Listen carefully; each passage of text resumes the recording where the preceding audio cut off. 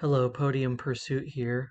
It is June 4th, 2024, 1:25 p.m. Pacific Time, and we are here to talk through what could be an interesting topic of debate, and it's primarily centered around the potential for an Olympic sport to be added, and just general thoughts around a sport that I will refer to as American football, just so there's no misunderstandings, um, of adding American football to the Olympic uh, roster of sports.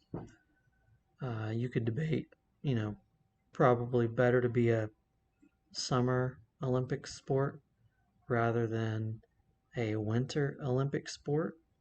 But American football has been played in the United States for the better part of a decade or so, and um, interesting to think about what the implications would be of adding a game like American football to the Olympics. Um, One could make the assumption that the United States teams would dominate right out of the gate, but over a period of a decade or two, perhaps other countries might catch up and uh, either you know find themselves on a more even footing, similar to what we have seen in basketball. So, kind of thinking through that and unpacking that a bit further, the United States has a number of developmental leagues and opportunities available to youth players, and typically we see those leagues starting out as like flag football type of leagues, where it's primarily non-contact and the fundamentals of the game um, are being taught in terms of tracking a player, understanding what coverage looks like, um, assigning responsibility or ownership for sectors or quadrants of the field on the defensive side, and then on the offensive side of the game, you have the fundamentals of you know, passing, certain run plays, whether they're you know handing the ball off or toss plays, screen passes, these kind of short, what we might refer to as West Coast type offenses, where it's short passes, swing passes out of the backfield, things like this, just to get youth familiar with the basic fundamentals of American football. So, of course, it would go without saying that there are other, perhaps more important life lessons being learned while playing the game, which include teamwork, understanding what it's like to uh, be responsible to your teammates, to depend on them while they depend on you for success, and the camaraderie of participating in a team sport, um, how you handle winning in a positive way, how you handle losing in um, in a way that is not overly crushing to one's spirit. So there are a lot of things you learn not only about playing a physical game, but also about the mental resiliency and toughness that's built in a team sport. You could perhaps focus on, uh, you know, basic fundamental items like not giving up when things get hard.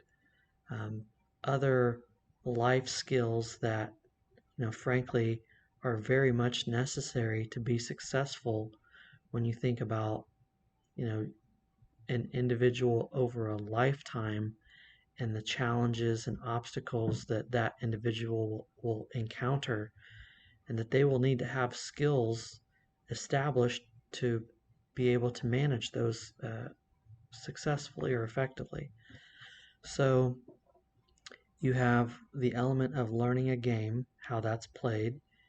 You also have the element of the soft skills, the developmental opportunities that are learned in playing a game. And then we transition out of this flag football element into the the tackle um, league, if you will. Typically, that's kind of around the U10 age or so, U11, even U12 in some cases, where a player is exposed to the more violent elements of the game, which include, full contact and high-speed collisions in the game of football. So, number of different things, obviously that uh, kind of parlay themselves from the youth flag football leagues into the tackle leagues, and those include the basic fundamentals of the game, um, how to move the ball, uh, how to cover, all the things that we've already talked about.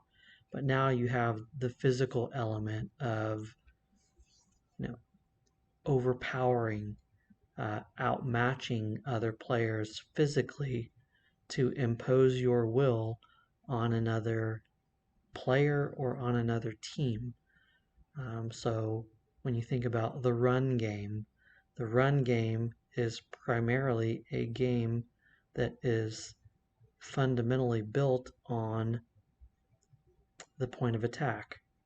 The offensive line is trying to displace the defensive players to create a hole for their offensive player to run through. Um, so that not only happens at that first line of attack, but you also have other players, whether they are fullback position or receivers down the field, blocking down the field for the running back or um, um, the running player. So there is something to be learned about imposing your will physically on another player or team. You have, the positive elements of that.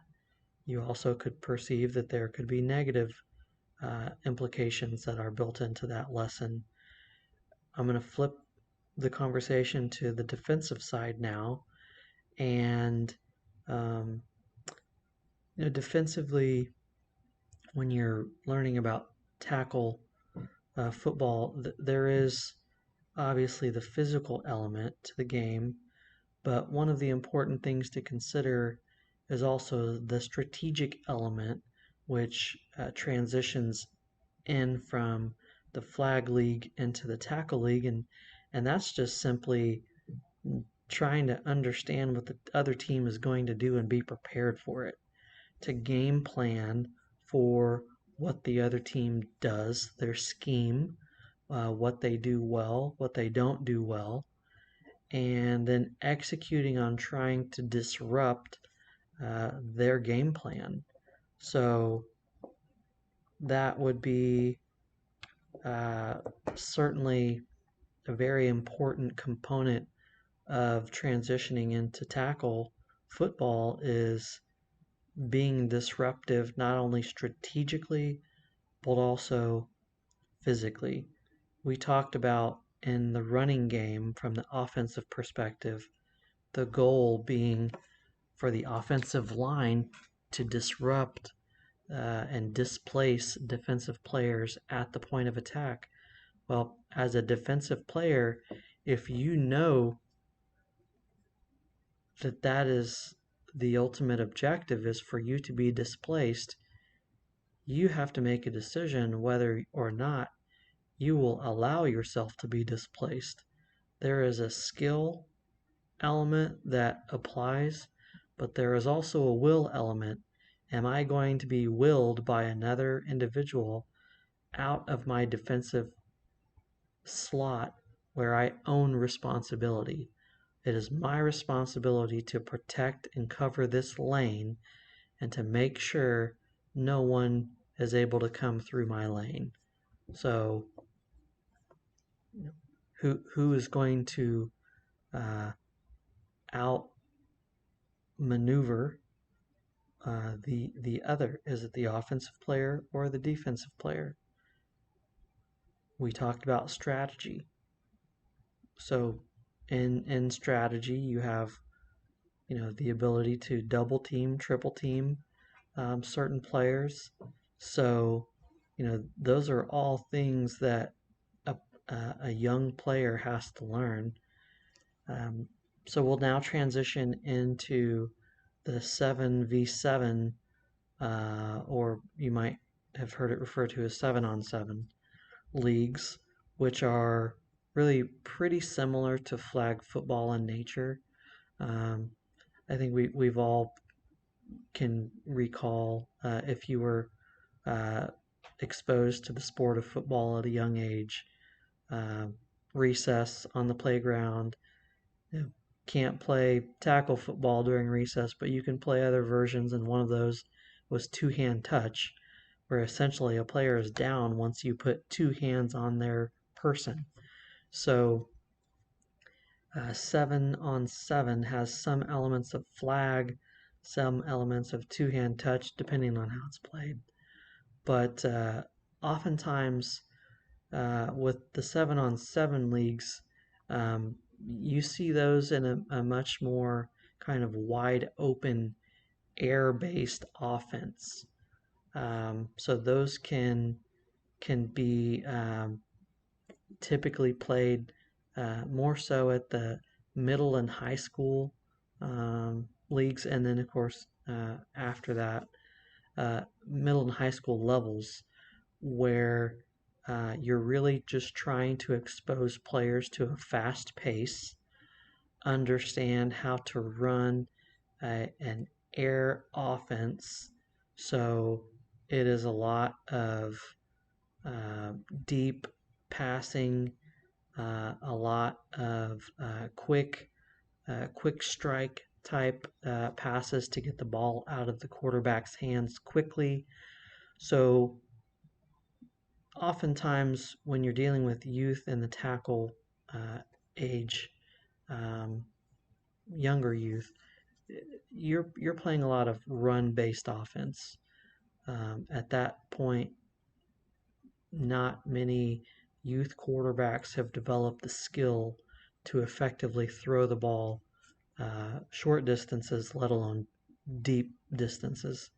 So you rely a fair amount on shovel passes, swing passes, toss plays, direct handoffs, screen passes, just these kind of things where it's getting the ball out of the hands quickly of the quarterback. And in the air raid type offense, you're looking to air it out. You're throwing the ball deep. You're teaching a quarterback how to go through their progressions, and really it becomes more of a mental game as opposed to just handing the ball off. So you really start to see the success come out um, when you have a player who has done their work to prepare. They understand the scheme, they understand their progressions, and then they begin to execute physically with what they have learned mentally. High school and college have very distinct programs that have been cultivated over a long period of time and are really, I would say, high school in particular is the proving ground for youth football players to determine what their level of success will be in the long term. So many high performing high school players will go on to play in college. There are various levels within college. You have Division 1, 2, 3, and other components within those where a player can go and play. And it is during that period where many 18 to 22-year-old football players really hone their skills. They focus on understanding the mental rigors of the game, understanding how to decipher a strategy or understand a scheme and determine where they fit into that scheme and how they can execute and be successful. You also have uh, players who are just frankly growing into their bodies. These are 18-year-old young men that at the age of 22 coming out of college have put on significant amounts of weight, not all not always an unhealthy amount, but a healthy growth period where these young men are eating, they are physically lifting weights, getting stronger, and starting to grow into the bodies of adult men. So you have the physical implications as well. So you have the mental aspect where growth occurs, you have the physical aspect where growth occurs, and those two items culminate and come together into some very exciting football at the college level. This is also where you see um, players really begin to make a name for themselves and to separate themselves from the pack, to hone in on who the elite players are, particularly in the Division 1 realm, and who has the skills, mental toughness, and acuity to go and be successful at the highest level, which is the National Football League. So there is quite a growth that happens through that period. I would be remiss if I didn't mention some of the other developmental leagues that exist. Uh, we have different versions of the XFL that have come and gone over the years that create an opportunity for players that have not been able to be successful in the NFL or just frankly haven't had a chance to show their skills in the NFL. They're given an opportunity in the XFL to go and play football at a high level and hopefully separate themselves from the pack in that environment to potentially get an opportunity to go try out for an NFL team. And then, of course, the Canadian Football League, which has been around for some time now, has had its fair share of success in terms of the length the organization has been operating, but also in the level of performance from some of the players. You have seen over time some high performing Canadian Football League players make transitions into the NFL. So that can be viewed as an opportunity as well. So as you can see in the United States, and I'll just call it the North American corridor, there are opportunities for players to develop over a long period of time to become a high performing American football player. So to take ourselves back to uh, the initial question that we asked here at Podium Pursuit, um, what would the appetite be for American football to be extended into the roster of Olympic sports? So again, it's June 4th, 2024. You're watching Podium Pursuit. It's 1:46 p.m. Pacific time. And we've walked through a history of um, football and how it is traditionally developed in the United States. And now we're transitioning into the next phase of the conversation, and that is how the world at large would receive American football as an Olympic sport, with the understanding that it is today primarily a North American sport. Um, I should probably backtrack just a bit and mention NFL Europe. There is and has been some uh, exposure to American football in the European market. The National Football League has recently uh, taken some made some great strides in trying to expand that league into the European market. You've seen an increasing number of NFL games being played overseas in Europe, and I believe we'll continue to see that expansion um, really across different markets. But um, by and large, the game is played in North America. So if you were to field a team from any developed country in the world, how would that team stack up against a team of professional American football players?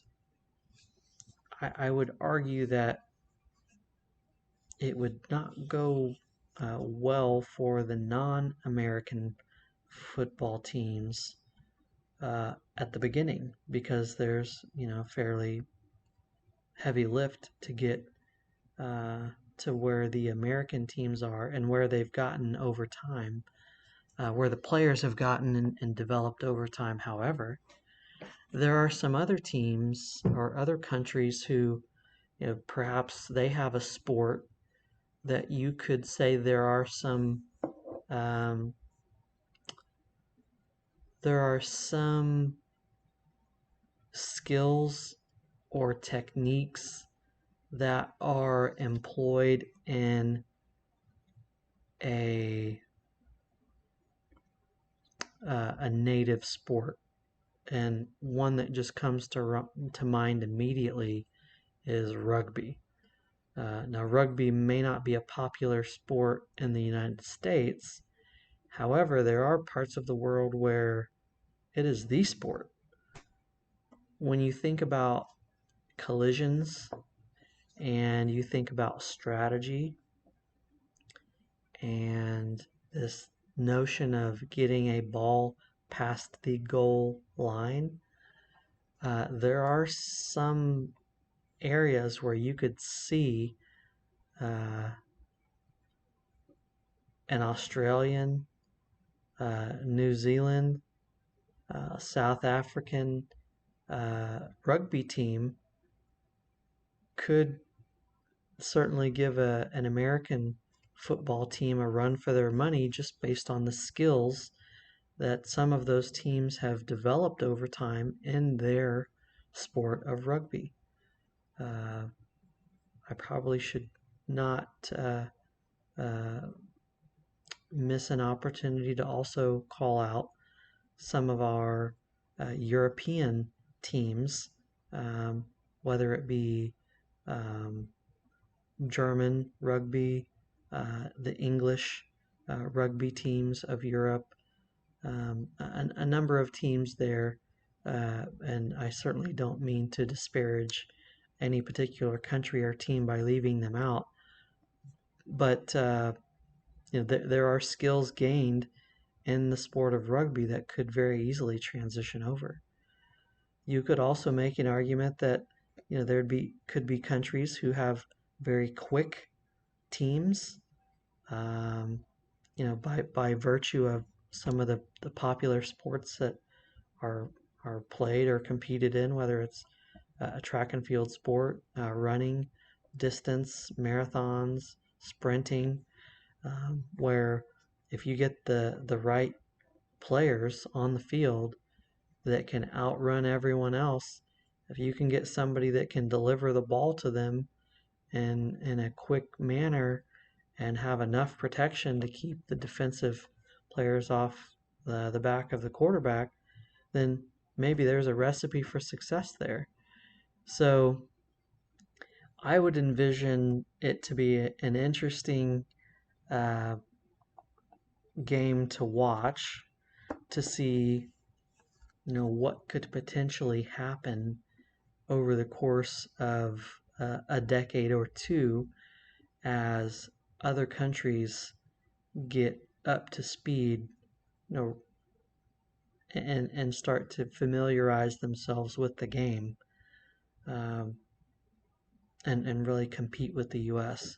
So I think to look at an example where that has taken place, you really don't need to look any further than the NBA and the sport of basketball in the Olympics. Uh, it certainly is not lost on me the progress that has been made across the world stage in the basketball realm. Um, it is no longer accurate to say basketball is an American sport. Basketball is a sport embraced worldwide, and we have seen a proliferation of players coming out of Europe and Asia that have been playing basketball since uh, they were youth and have really developed into high level uh, basketball players that compete at a high level with the American basketball players. So this is a situation where if you go back to what the United States refers to as the dream team, the basketball team, um, and just the dominance, the original dream team, the dominance they had in the Olympics, and how that dominance has started to wane over the last 30 years or so as other countries have become begun to be very successful. There are some excellent teams in Europe. There are some excellent teams in Asia, but uh, those teams have, over a period of time, developed to the point where there is a level of parity that exists in the Olympic basketball arena that did not exist 30 years ago. Now, I don't want to diminish the American basketball team's abilities or their successes, but the gulf is not as wide as it used to be in terms of uh, disparity in talent. So when you examine that and the progress that has been made, I would argue that you may very well see that same level of progress in the realm of American football if it were to be included as an Olympic sport. So when you consider some of the superstars of the National Basketball Association, uh, sure, there are a number of American born uh, basketball superstars. However, what we're seeing is an increase in uh, players that are born outside of the U.S. that perform at a high level in the teenage years and then are able to transition into the NBA and have high levels of success. You can look at Luka Doncic as one example. You can look at um, other players um, on other teams, which include uh, Jokic on the Denver Nuggets, uh, Antetokounmpo on the Milwaukee team. I mean, those are just a couple, just off the top of my head, that I can quote um, who have performed at a very high level and have, in some cases, become household names where you maybe would not have been able to say that 30 years ago. Although there have always been, some players um, that have performed at a high level that have been foreign, uh, born from outside the U.S. But I think it's becoming more commonplace now. So I would expect for the same to happen in American football. In fact, as I think about it, and thinking through the National Football League draft that took place just a couple months ago in 2024, uh, if I'm not mistaken, a player. Now, this is quite shocking if you really think about it. And it really highlights the skill set that is needed to be successful while playing American football and the fundamentals of if you have the skill set, what you can, uh, how you can use that to then develop into a high performing American football player.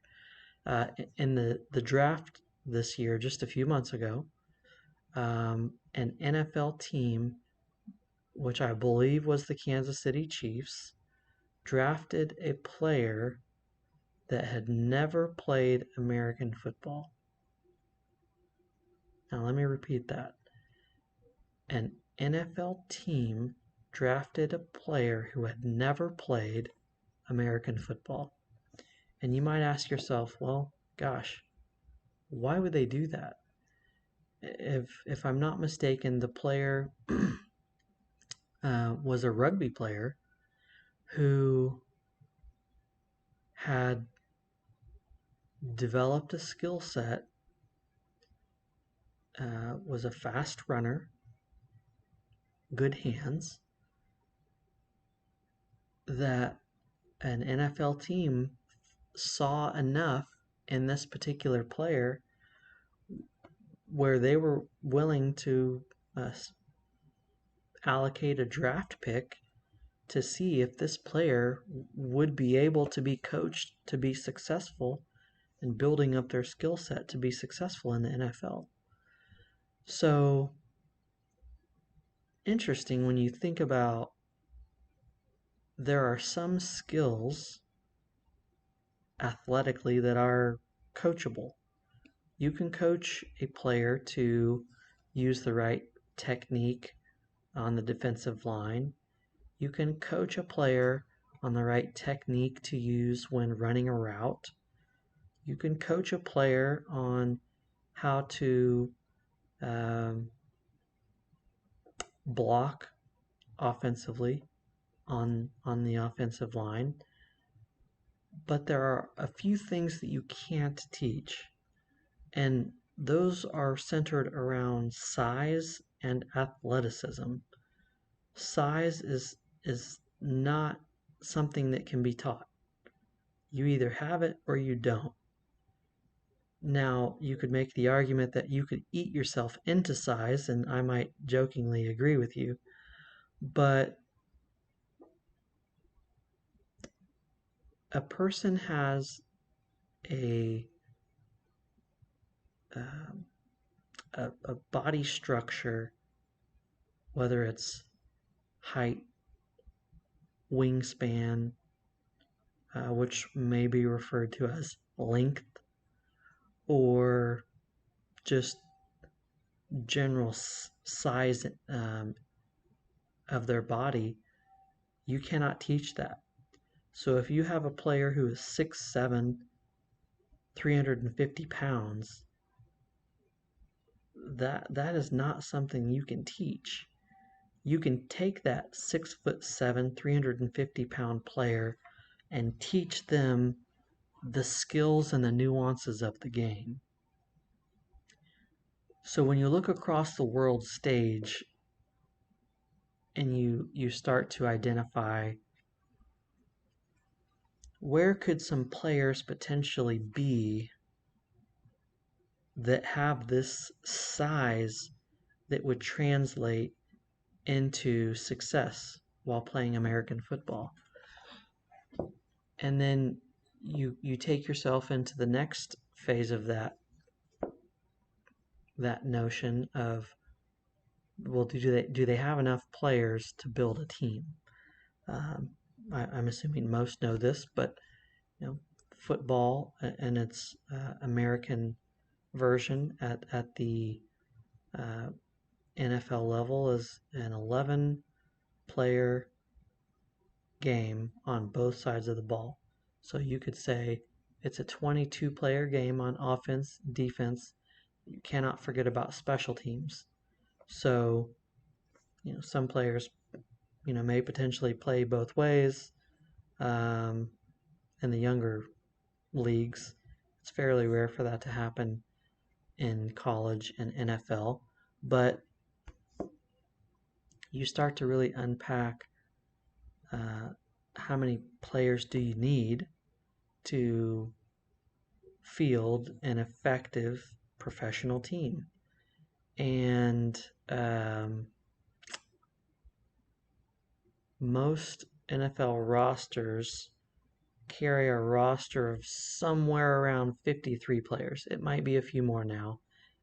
I believe it changed within the last year or two. Maybe it's up to 60. But at any rate, you have, let's just call it a cap of 60 players. Could some of the non-American countries field a team of 60 players in various positions to stand toe-to-toe with an American football team? Again, there might be a few countries that would fare better in the early stages and others that would develop over time. But I would make the argument that there is no reason that a non-American football team couldn't be successful with the proper amount of training and preparation. I believe we could find ourselves in a parity environment in American football within a decade or two of being exposed to a new sport. So these are just a few things to consider as you look at how would the world come to embrace American football as an Olympic sport. Again, this is Podium Pursuit. It's June 4th, 2024. It's now about 2:05 Pacific time, and we're taking some time to explore this notion of American football being included in the roster of Olympic sports and what that might look like. We've spent a lot of time talking about developmental leagues and opportunities and just some of the skills that it takes to be successful as an American football player. But we haven't taken a whole lot of time to talk about strategy or coaching. And that is clearly an important consideration to keep in mind. A number of successful American football coaches have been in or around football their entire life. Many of them played football growing up as young kids, or they played in high school or college or in the NFL. So they've had exposure to the game, but there are also coaches rather, that have not had a lot of playing experience, but they're exceptionally bright and they have parlayed their intelligence and knowledge of the game and just ability to work with people and develop players into a very successful coaching career at the NFL and college level. As an example, I know I mentioned the Kansas City Chiefs earlier, and I'll mention them again. The current head coach of the Kansas City Chiefs, Andy Reid, did not play in the NFL. He has done an exceptional job as a coach. And you can go back to kind of the coaching tree, as they call it, and how these coaches develop over time. They have a mentor where the mentor has a system. Maybe it's a defensive minded system or an offensive minded system. And out of that system, there are certain tendencies or preferences. Perhaps their one offensive system might focus on running the ball. Another offensive system might rely on short passes, getting the ball out of the quarterback's hand quickly, allowing the skill players, whether those are in the backfield or the receiver team, to get the ball in their hands and let them make a play. So, quick short passes, get the ball out of the hands of the quarterback, let the skill players try and beat the defender and make their way downfield. Those are two variations. And then, of course, what we see quite a bit here in the last 10 years or so that has become more and more popular are these air-based offenses. You've heard air raid, perhaps, where they are, passing heavy, focused offenses, where you're looking at deep passes down the sidelines, fly routes, flag routes, wheels, other things to really open up the field. You can go back to, the early 2000s, and I think that's where it really started to take off. You could even go back a bit further than that with some of the offensive schemes that the Raiders deployed over time. particularly back in the 70s, um, when uh, the Raiders were very focused on deep passes. So 70s, perhaps early 80s, when that was a popular scheme for them. But I would say early 2000s, when the St. Louis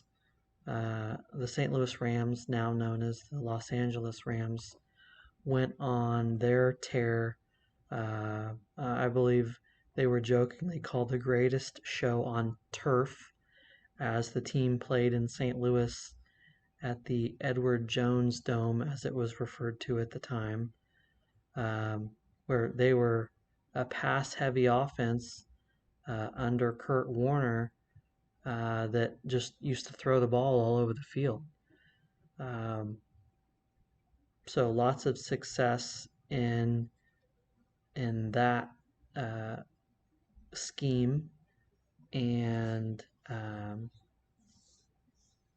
that has really proliferated throughout the NFL over the last 20 years. Um,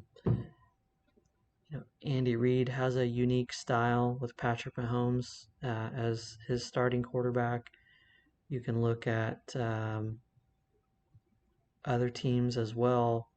We'll include the Los Angeles Rams in that conversation, uh, with their head coach being offensive minded.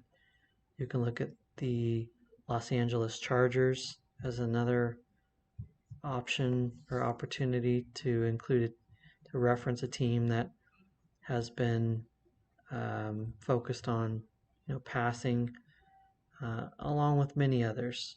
Um, Miami, I would be remiss if I didn't mention them with their head coach and his offensive prowess that he's displayed, and really getting the Dolphins um, on a different track than what they have been the last few years. He's really kind of turned the offensive team loose, so to speak. They've got some good playmakers there. So you've got these different trees of offensive schemes that take root. And then as coaches come up through those trees, they take certain things with them as they go about their careers. So maybe an Andy Reid, takes certain elements of the scheme from his mentor, and then he makes that his own. And then the assistant coaches that come up under Andy Reid, they take Andy Reid's scheme and they may tweak it here or there for themselves as they go on. So these coaching trees really begin to um, be very impactful when you look at a coach and where their development has taken place, who their mentors have been over time, and what those what that exposure and experience has done to develop that coach, and turn him or her into the coach that they are at that time. Uh, Dick Vermeil, I mentioned the Los Angeles Rams, formerly known as the St. Louis Rams. Dick Vermeil has a storied coaching career. Bill Belichick, storied coaching career up in New England, where he was impacted by a number of mentors. Mike McDaniel down in Miami, I mentioned the Miami Dolphins. He's comes from a certain coaching tree. So these trees really begin to bear fruit. And the reason I wanted to pivot into coaching is a lot of these coaches that I've referenced have been around the game of football for a long time. Like I said, either playing or coaching or assisting or just a ball boy or ball girl helping out at practices, but they've been exposed to the game. That's one of the areas where I think the international teams would have a, a little ways to go, is to start to build that culture around what being raised around the game of football, how that impacts you, how you learn what works, what doesn't work, what's necessary to be impactful. All of these things that the American football coaches have gleaned over a lifetime in some cases. There would be a gap to close there for some of the international teams. So when you look at the coaching element and the scheme of execution that the players would need to employ, uh, it's certainly an item worth considering. When we talk about facilities, one might ask, well, where would these international teams play? Well, we've found that soccer stadiums, or football, as the world calls it, stadiums, they are able to be used. However, having a dedicated stadium seems to be preferred, especially in the United States. But there can be some um, cross pollination, let's call it, of soccer stadium to American football stadium. Obviously, that's applying to a more formal or traditional uh, game situation. But you also have the element of practice. So the in most of the U.S., the National Football League teams practice in a different stadium than they play. So you really have two stadiums. Let's just kind of parse it out like that. Um, so you would have to evaluate the facilities internationally to understand whether or not facilities are available to these teams to practice as necessary to make the proper preparations to be successful in an Olympic type atmosphere. Um, One thing worth considering that should be an important consideration is weather. When you look at the United States and the way the NFL team uh, stadiums are structured, you have a good portion of the um, northernly teams that have domes, and the domes are necessary because of weather. So, I could pick out a handful. I could say Minnesota. Um, let's see. Um, Another I would mention would be New Orleans, although they're not located in a northernly area. Dallas has a stadium that's covered, but the roof can be opened. Um, there are a number of others that I'm sure I'm not. Las Vegas being one that's domed, has so for these international teams, you have to consider that the facilities would have to be um, suitable for the climate. So if you're in a cold weather climate, it would make sense that the stadium would need to be enclosed. If you're in a hot weather climate, depending on how hot it is, that stadium might also need to be enclosed. So facilities have to be a consideration. Although I'm sure a team could do very well, regardless of the facilities, as long as they have whatever size space is necessary for a proper field as determined by the Olympic Committee. Um, find an open field, put some chalk down to mark the line, the intervals at which the yards are found, and then just let them play.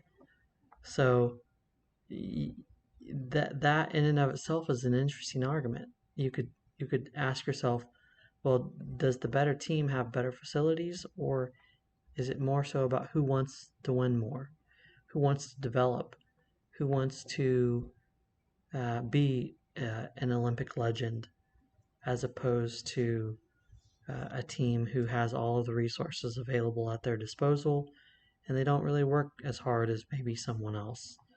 So these are all questions that you have to ask yourself and evaluate when you start to wonder, how would the world at large wrap their arms around American football being included as an Olympic sport. Again, this is Podium Pursuit. It's June 4th, 2024. It's about 2:21 Pacific time. We've been evaluating this notion of expanding American football to be an Olympic sport, and whether that's a good idea or bad idea, how the development program that's built out in the U.S., how that has contributed to the high level of performance in the college and NFL ranks. We've talked about different elements of the game developmentally, such as the flag football that most youth are exposed to at an early age, and then tackle football, 7-on-7, college ranks and competition, NFL competition, and we also talked for a few minutes about some other developmental leagues, which include the XFL, the Canadian Football League, and then some expansion that's being done potentially in Europe. So a lot of work being done to make American football a global sport, and there could potentially be an opportunity either today or in some point in the future where this is an item that gets considered. If the sport continues to grow in terms of popularity and the NFL continues to do a good job spreading the word about American football, we can't rule it out as being uh, a possibility that we look at in the future. So, American football has become a very important pastime for society in the United States and North America to an extent. You could expand that out to include Europe, as the NFL has been pushing expansion into Europe pretty significantly. So, what I think we will continue to see is the rapid development and expansion of American football globally, and the implications of that will be interesting to observe to see if we do get to a point where American football is considered for other venues such as the Olympics. So you've been spending time with Podium Pursuit, and what we intend to do over the course of the next couple of months is really dive deep into the Olympics as they start here in the next 45 to 60 days, honing in on the Summer Olympics in particular, and unpacking some interesting comparisons, observations, and key items that we think would be beneficial for uh, the public and society at large. Try and answer some questions um, that might be kind of at the top of everyone's minds.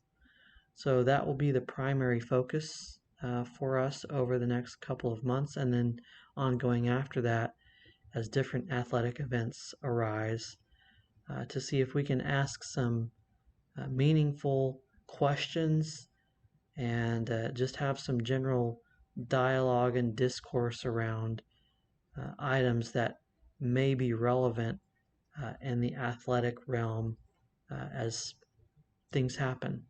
You know, sports evolve, Olympic legends are made, and society comes together over a common bond, which is athletics. So, thank you for watching Podium Pursuit. It's June 4th, 2024, for 2:26 p.m. Pacific time, and I wish you the best and continued enjoyment as you explore athletics and the Summer Olympics in particular.